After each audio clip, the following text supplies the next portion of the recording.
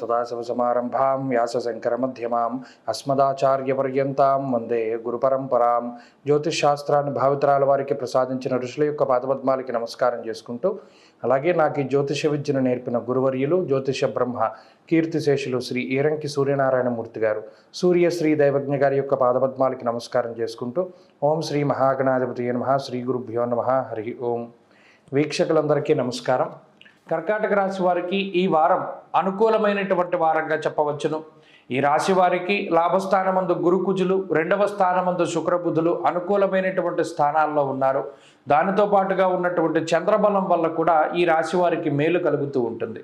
ప్రత్యేకించి జన్మ రవి యొక్క దోషం ఉన్నప్పటికీ దేహార్తిచిత్త సంతాప అంటూ ఉన్నది శాస్త్రం. అనగా జన్మ రాశియందు రవి ఉన్నప్పుడు శరీరానికి కొంత తాపము లేదా పీడ అనేటువంటిది కొంత ఎక్కువగా ఉంటుంది. అయినప్పటికీ దాని నుండి ఉపశమనాన్ని కలిగించేటువంటి విధంగా మిగతా గ్రహాలు ఉండడం వల్ల కొంత ఈ వారంలో సానుకూలమైనటువంటి ఫలితాలు వస్తూ ఉన్నాయి.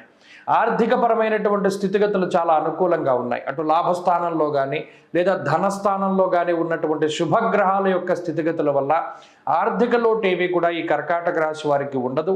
ప్రత్యేకించి ఆదాయ మార్గాల్ని పెంచుకోవడానికి, మీకుండేటువంటి ఉద్యోగాల్లో ప్రమోషన్లు వచ్చి ఎక్కువ డబ్బు సంపాదించడానికి, వ్యాపారాల్లో ఎక్కువ లాభం సంపాదించడానికి, అలాగే ఆదాయ మార్గాలను పెంచుకోవడానికి చేసేటువంటి ప్రతి ప్రయత్నము కూడా ఈ వారంలో మంచి ఫలితాన్ని ఇస్తూ ఉంటుంది. అలాగే మీ మాటకి విలువ పెరుగుతూ ఉంటుంది.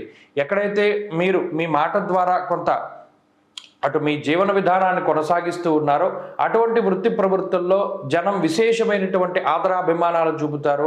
వారు మీకు ఆకర్షితులవుతూ ఉంటారు. మీరు చెప్పినటువంటివన్నీ కూడా విశ్వసిస్తూ ఉంటారు. తత్ఫలితంగా మీకు ప్రజాదరణ కానీ జనాదరణ కానీ పెరుగుతూ ఉంటుంది.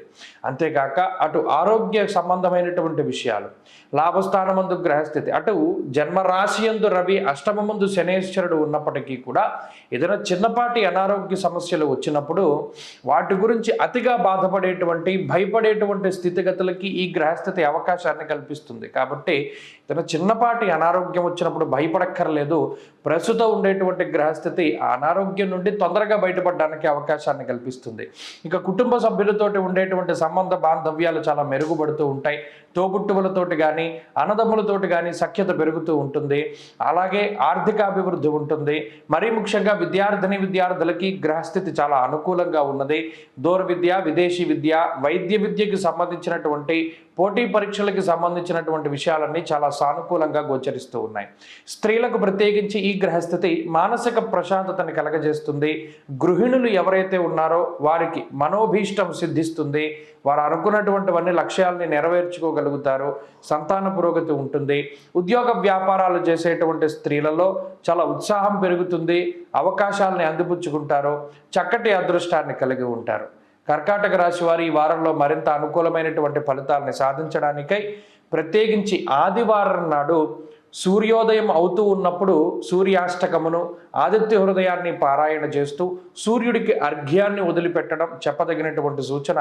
ఆదివారం నాడు మద్యం, మాంసం, మైథునాన్ని వదిలిపెట్టి ఆదివారం నాడు గోధుమలను దానం చేస్తూ ఉంటే మంచి ఫలితం వస్తుంది. ఈ వారంలో కలిసి వచ్చేటువంటి రోజు మంగళవారంగా చెప్పవచ్చును. అదృష్ట సంఖ్య 1, అదృష్ట వర్ణము లేత ఎరుపు రంగు.